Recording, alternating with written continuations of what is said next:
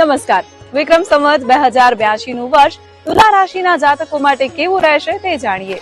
નૂતન વર્ષમાં આવક જળવાઈ રહેશે, ખર્ચ વધુ રહી શકે, મોટા આર્થિક જોખમ ન લેવા અને શેર સટ્ટાથી દૂર રહેવું.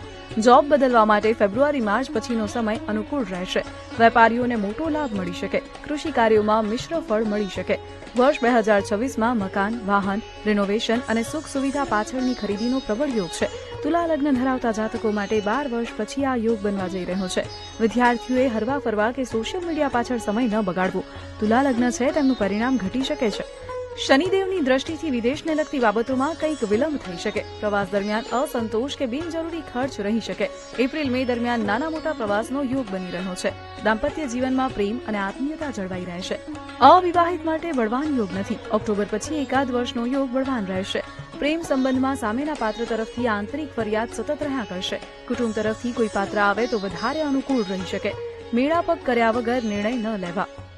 હરવા ફરવા માટે માર્ચથી મે દરમિયાન વધુ એક બળવાન યોગ ઉભો થશે. ધાર્મિક યાત્રાની ઈચ્છા પૂરી થઈ શકે. આરોગ્યમાં વાયુ આધારિત ફરિયાદ રહી શકે. આર્થિક આખો વિડીયો જોવા માટે ડાઉનલોડ કરો દિવ્ય ભાસ્કર એપ.